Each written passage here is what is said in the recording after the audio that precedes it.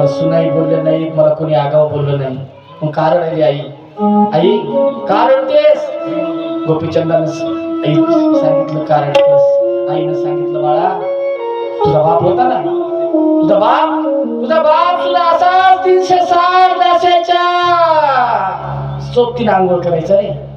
मला एक चंदनच लावायचा.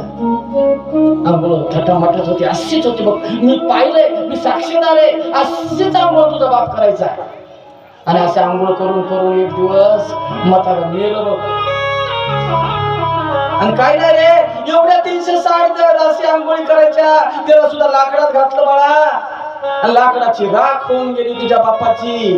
कोणी नाव काढत नाही. आईने सांगितलं कोणी नाव काढत नाही त्या बापाचं. गेला थाटमाट.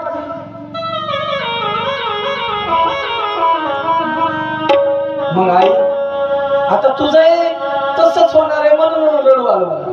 तू अशी सांगोळ करायलास, तू जे थाटामाटात जिंकशील आणि तुझं अंतकाळाला मरशील, लोकही तुला चिठ्ठीवर टाकतील, तुझी राख होईल, तुलाही कोणी विचारणार नाही. गोपीचंदने वचन सुनकर महाल बोलू कठोर